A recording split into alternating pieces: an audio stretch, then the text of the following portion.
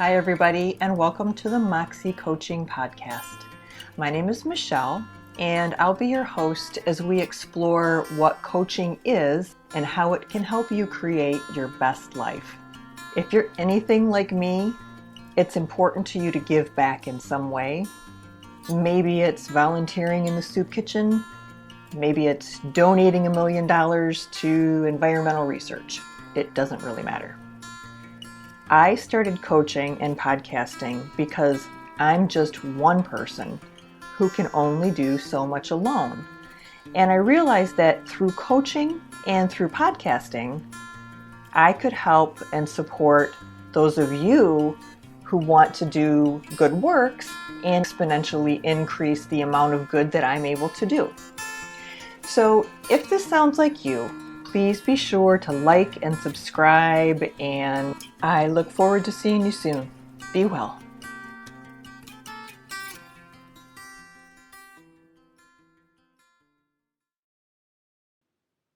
Hey everyone, welcome back to another episode of the Moxxie Coaching podcast. Last week we talked about the first position in the court cards, which is the page. And this week we're going to be talking about the knights. And the knights are a step up in the royal progression of the tarot court. Before we dig into the actual cards themselves, though, I wanted to just remind you that when you're reading a court card, you can look at it from a couple different perspectives. You can look at it from the perspective, from the literal interpretation perspective, where often the court cards are meant to basically designate someone in your life. So when that person, or so when that card comes up in a reading, let's say you have a Queen of Cups that comes up in a reading, that Queen of Cups traditionally is understood to often represent someone in your life with that Queen of Cups energy, someone in your life who represents the Queen of Cups. And in some very, very traditional tarot approaches, people will say, well, the Queen of Cups is a woman. She's between this age and that age. She has this complexion. She has that color hair. They get incredibly specific.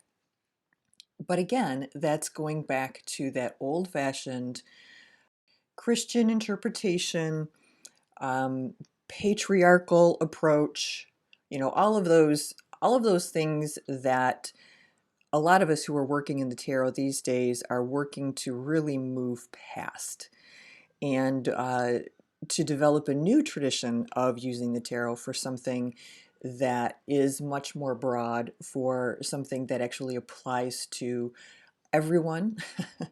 And we've talked a little bit about that before, about the many different beautiful decks that are out there that represent people from all walks of life. And a court card coming up in a reading may very well represent you. And that's where it's really interesting to look at ourselves through the lens of these cards, because just like anything, just like any human, there are positives and negatives. And so when we look at ourselves in relationship to the energy of a particular card, sometimes we learn interesting things about ourselves. In the prior episode, we talked about pages often are messengers. They're all about bringing messages to us, whether it is a message from our subconscious because we're reading the card as an interpretation of ourselves, or whether it's a message literally from someone else. Well, the knights are known more for action. They want to know, where am I going? What am I doing? What's the goal? What's the purpose? Do. Let's start with the wands. And if you remember, wands are related to fire, And they're related to this fiery temper, or not temper necessarily, more of a temperament. They are people who are wands or who are embodying wands energy are very focused, they're career driven, they're fiery, they're energetic. They might be artists, they might be creatives of some sort or makers. But they're all about whatever it is that you're not going to see a person who's a very wand dominant person just laying back and hanging out very often. They're going to be actively doing something. And along with that rather active energy, we get things like impetuous behavior, competitive attitudes, competitive behavior, a tendency or not a tendency, that's not really fair, the possibility of being someone who can be cavalier about things that are important to other people. The Knight of Wands can also be a little bit rebellious, rather opinionated, and they can be the type that like to stir things up. So, for example, I just have to think that a lot of the internet trolls these days are Knights of Wands because it is really all about um, rebellion for some people, right? Pushing back and really um, just trying to stir up trouble. Now, on the positive side, they have a tendency to really, really love a challenge and they will embrace that challenge like there's no tomorrow. Um, these folks have a lot of potential and a lot of potential to be great if they can learn to control their impulses and grow and mature. Archetypes. Who would be representative of a Knight of Wands? Well, usually they are people who are adventuresome people. Now, they may not be the most organized person. They may not be the most insightful grown-up person, but you can bet that they're up for an adventure. They're up for action. They're up for doing something big. So, who are the archetypes that we might be able to think about or tie into this this interesting court card? I always think of the old Indiana Jones movies. Indiana Jones in those movies was definitely an adventurer. He was all about you know, going, finding things, fighting dudes, all of that kind of stuff. But there were so many cute little, I don't even know what you call them, areas, sections of the movie, little lines. He had little lines, I guess, that would make you remember that he's just really kind of a little kid at heart. I remember his fear of snakes, and he's all tough guy, blah blah blah blah blah blah blah, and then holy shit, there's a snake. So that can also be that energy of the wands. It's like, I'm gonna go. Uh-oh, I didn't really think that through, did I? I just stepped into a pit of vipers. Maybe not the best decision. So, given that information, what kinds of questions do we ask ourselves when the Knight of Wands comes up in a reading? As a little parenthetical note to everybody, the questions that I come up with, that I ask of myself when these cards come up, are nothing special. They are nothing magical. They are not gifted from the tarot gods. The questions are really just reformatting what I know about the traits of the card and converting that information into a question. So I don't want you to think that that I'm the only one that can do this. You absolutely can do this. I am just sort of giving you the heads up, giving you sort of a little boost to learn how to do this yourself. And if you want to use my questions, absolutely. In fact, it's probably not a bad idea just to get yourself started and into the flow. But once you really become comfortable with your cards, and you will, and once you develop a relationship with your cards, which sounds weird, but you will, you'll start to get more comfortable and you'll start to um, ask your own questions. It'll occur to you naturally. There we go, to come up with some of your own questions. Okay, close parentheses. So, all of that to be said, what are some of the questions? First question I might ask myself is, am I about to do something boneheaded? Is there something that I am considering doing that I might be rushing into? I really maybe should be thinking it through a little more. That's the impetuous part, right? If this represents someone else in your life, maybe this is a heads up to you that that person is being impetuous, that that person is not necessarily thinking things through. All right, so let's look at the competitive trait. Am I being too competitive? Am I maybe not being competitive enough? Maybe I should be pushing myself just a little bit harder here. I don't need to go BS crazy, but maybe it's time for me to put myself out there a little bit more. Maybe you have, personally, you have a lot of cups energy, and you recognize that there are points in your life or times in your life or situations where it would be really helpful for you to embody a little bit more of the Wands energy. Let's see, what else? Is there something that I am pushing back against? Is there something that I am rebelling against? Or is there something I should be rebelling against?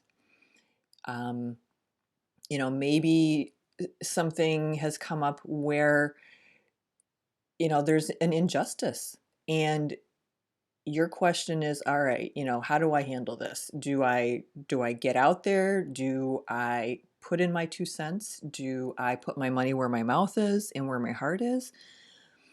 Or what? And you do a reading and the Knight of Wands comes up. That card is telling you, yeah, get out there. Learn lessons from the card, right? It's not saying get out there and be crazy and impetuous and kind of obnoxious. It just means that, yeah, get out there, take the best of the good energy of this card and use it to your advantage. Another question that, and you all know people like this, I know people like this, and I love them dearly until they piss me off. Am I stirring the pot just for fun, right? Am I the type of person who likes to, on a harmless level, am I the type of person who likes to tease somebody and just, get their dander up a little bit, just because I like to see the reaction? Okay, well, that can be fun sometimes on a limited quantity, but it also might be something more than that. And when I think of the stirring the pot for fun, I often think of all of the internet trolls that are out there with relationship to politics and culture these days. And it's just insane. These are the folks that really love it's like, I don't know, throwing a bee in somebody's pants. And saying to the buddy next to him, say, "Hey, watch this." And then you throw the bee in somebody's pants, and then of course they, do whatever you do when you have a bee in your pants. So, that's what I'm saying. So if that's you, this card could be coming up and maybe suggesting that it's time for you to rein it in a little bit. So, like everything in the tarot, it really is about the interpretation. It really is about the intention. It's about the type of question, all of those things that you need to take into consideration when you're doing a reading. But knowing these basic questions and knowing the basic traits of this particular court card and all the rest, hopefully will help you begin to develop some of your own questions. All right. So that is Wands. Let's talk about Cups. Cups is very different from Wands. Cups and the people who embody Cups energy are often what we call sort of watery people. They're sensitive. They may be quick to tear up. They're warm. They're emotional. They're much more focused on relationships and feelings than they are about conquering the world and, giving somebody a hard time like they do in the Wands. So let's look at that from the perspective of a knight, right? Seeing it doesn't always make total sense in the tarot. So we have a Knight of Cups, and if the Knight of Cups had a mantra, it would be love is the highest power, or love cures all type of person. Now, it doesn't mean that they're what do I want to say, flaky, or it doesn't matter, doesn't necessarily mean that they live in la la land. They can be sensible, but they're able to be sensible and live in that space of more emotion as opposed to more logic. A lot of times, this is this is going back to the traditional tarot thing, right? They'll say, "Oh, this person could be very charming. This person could be very handsome or romantic." And, again, that's the tall, dark, stranger, old-fashioned tarot stuff. But the person who embodies this energy could be very charming and charismatic and outgoing. They could be a romantic at heart, and they definitely could be a dreamer type of personality. They're usually really good with people. They're often artistic. Cups is one of the, or probably is the most artistic, intuitive, creative suit out there. Okay. On the shadow side, or the flip side, sometimes cups can be a little bit proud or a little bit vain. So that's definitely something to watch out for too. And, it could be a person in general who embodies that cup's energy, and that's one of the unfortunate characteristics they embody. Or it could be just simply someone having a day and, being in that proud or vain place. It doesn't mean that, certainly doesn't mean that they are that way all the time. Okay, so who would be appropriate archetypes? The romantics, basically, the Casanovas, the Don Juans, the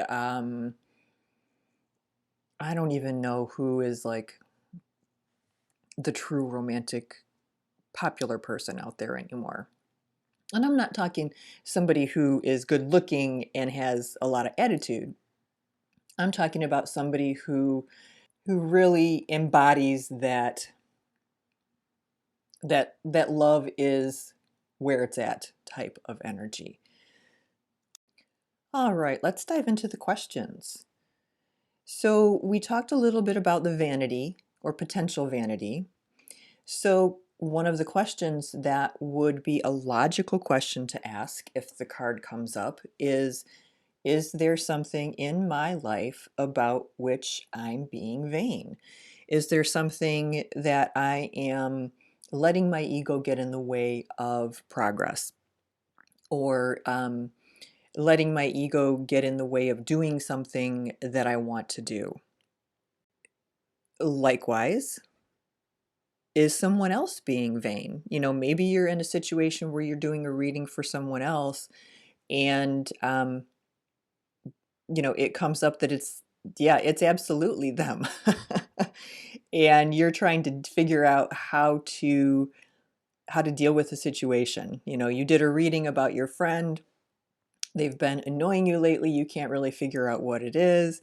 You're looking for some suggestions and some solutions or some possible things to try.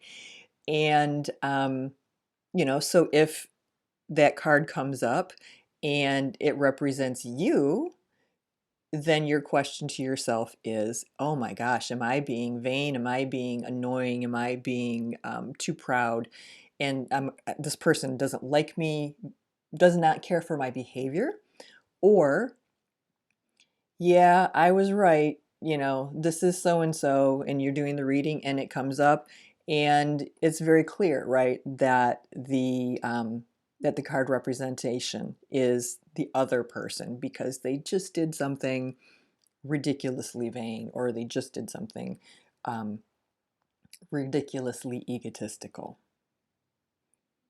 I mentioned earlier how very often the people who sort of embody the Knight of Cups energy have a tendency to be really good with people, and they have great people skills. They can talk with just about anyone. They can connect with a wide variety of types of people.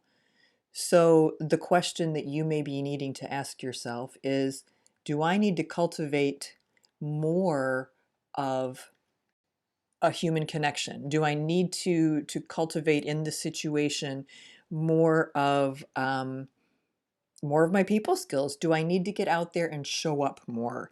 Do I need to be more responsive to people? Because the Knight of Cups can be a little bit spacey, a little bit dreamy, a little bit of a dreamer, you may want to ask yourself, is there something I need to get real about? Is there something, a situation that I'm in that I have not been honest with myself about? And really, truly looking at this situation objectively, I need to make change X or change Y or, change whatever it is to get real, right? Maybe it could be something like your budget. And maybe there is something that you need to change. This card could be coming up because it's saying, hey, you know, don't let that laid back, charming, kind of Scorpio energy prevent you from seeing things as they truly are. Because when we don't see things as they truly are, we can't make appropriate decisions. We can't take appropriate action if we don't really understand the situation. So yes, is there something that maybe you need to reel yourself back in? Um, maybe you've been beating your head against the wall with a particular business goal or a health goal. Maybe you are a runner and you have never run an 8-minute mile. and you desperately want to run that 8-minute mile, but you have, I don't know, ankle problems or, something along those lines that are preventing you from achieving that 8-mile goal. Well, maybe this card is coming up because it's telling you to choose a more achievable goal. Maybe considering the fact that you have a bum ankle, you should be looking at getting real and seeing what you can do in a way that's healthy for you and in a way that allows you to still do what you want to do, but be smart about it. And lastly, I would say perhaps you want to ask yourself if you are being either too understanding in a situation, meaning you're getting walked all over, or are you not being understanding enough? Because cups are all about emotion. And if you're in a situation where you feel like maybe you need to be giving a little bit more, this card could be coming up for you and saying, hey, yeah, you do need to be giving a little bit more in this situation. Or it could be coming up as a reminder that it is not your job to solve the problems of every single person around you. So, where the cups are all about love, the swords are all about ideas and intellect. The Suit of Swords ties in with the element of air and ideas and ambitions, um, goals, and what do I want to say? Big ideas, right? Big, bold, maybe not always realistic, um, change the world type of idea people. So, what does that mean in terms of the Knight of Swords in particular? Well, like I said, they can be very intellectual. They can be heady types of people where they live in their heads and inside of logic and rationality and um, precision. They can also be a little bit on the borderline between assertion and aggression. They can be a little bit pushy. They can be a little bit know-it-all, a little bit dismissive of other people and their ideas. They are often not the most emotionally aware people because they spend so much time living in their head that they really are far more focused on and far more comfortable in the world of ideas than they are in the world of personal interactions or personal growth. However, and they can also be valiant and gallant and um, an amazing warrior and that over the topness does have a place in some situations. It's really a matter of people with a lot of heavy Knight of Swords energy really learning how to wield the sword. Um, learning how to do that because it can be a challenge for people with a lot of that type of mental energy to interact with the rest of us. So what types of questions then would you be asking yourself? Well, if the Knight of Swords is known for being domineering and aggressive, then ask yourself those questions. Am I being domineering? Am I being aggressive in this situation? Vice versa. Is this card coming up for me because it's a kick in the butt and it's saying you need to be more assertive? You need to embody more of this Knight of Swords energy and get out there and get it done. because the Knight of Swords has that gallant and valiant and, Prince Charming-ish, not Prince Charming. Nah, he would be just more of a warrior than a Prince Charming. Not a lover, a warrior. But you know what I'm talking about. The guy that swoops up the damsel in distress on the back of his horse and rushes her away from the scene of danger. Okay, are you embodying that energy in a way that is detrimental to you or a situation? Are you trying to save someone who doesn't want to be saved or who doesn't need to be saved? Vice versa. Is there someone in the situation around your reading that needs you to step up and embody more of that Knight of Swords energy so you can step in and hold space for that person? Another question, am I being too competitive? Am I not being competitive enough? Where is the line? What's a healthy level of competitiveness?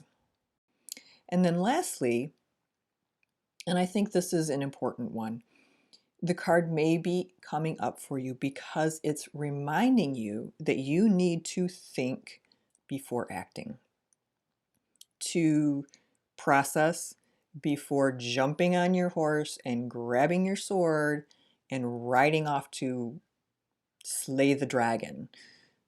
It could be that that's not the best course of action right now. So think about that.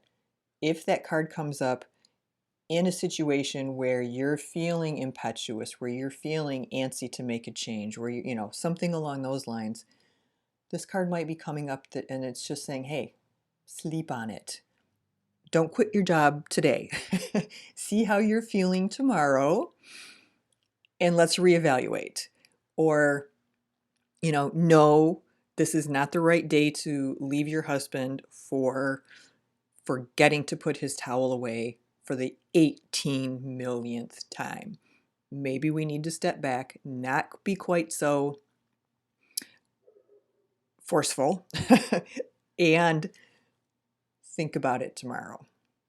Because more than likely by tomorrow, you're going to like him again. The best archetypes I could come up with for this particular card were superhero archetypes. The classic superhero archetypal story where Wonder Woman gets a call that someone is in distress and she doesn't think twice. There's no conscious thought whatsoever on her part. She just jumps in her invisible plane and gets where she needs to go, jumps into the situation to help someone, and then lo and behold, it was a trap. And she is now bound by her own magic lasso. She had all of the right intentions and she took all of the appropriate actions except looking at the situation, evaluating the situation before acting. And that's really the best type of archetype I can come up with for this, because like all of these cards, right, none of them are 100% positive or 100% negative. They're very, very nuanced. But yeah, I see this as has anybody seen The Tick? It's actually really dumb and pretty funny. TV show about this guy who is a giant blue tick superhero, right? And we're all sort of that giant blue tick in a way. So yeah, when this card comes up, that's kind of where my head goes, is, sort of a Wonder Woman character, the here I come to save the day kind of thing. And yeah, great intentions, not always the best, most thought out execution. And lastly, we have the Knight of Pentacles. And pentacles are associated with the earth. They, again, are all about earthly delights. They're sort of the hedonist, or they can be the hedonist of the group. I always think of Taurus or Taurians when I think of pentacles, that not the most flexible, and I'm a Taurus, by the way, so I can say these things. Not the most flexible, um, loves every different kind of comfort, food, dessert, cozy things, nesting in my home, all of those kinds of earthy, grounded things. And a lot of times, these folks are really hard workers and they have strong business minds, very analytical, get it done, let's be practical. I'm here to help, I'm here to get it done. So some adjectives that really illustrate who the pentacles are would be methodical, rational, steady, loyal, conventional, or traditional. These guys are not the most imaginative. They have a tendency to, and when I say they, I'm talking about the Knight of Pentacles. They can, yeah, they're really, okay. They're the guy that your mom wanted you to marry or wanted you to date, or it's the girl, or it's the whatever, it's the human being that your mother would choose for you if they could choose your partner. And that's because this person is methodical and steady and loyal and conventional, and they're nice to animals and they like people, and they're usually financially pretty stable. And they can be as dull as doornails. And they can take the traits that they have a little bit too far sometimes. So archetypes, Bob from Bob's Burgers, if you have seen that show. If you have not, and I'm not a cartoon watcher, but it's actually really hilarious.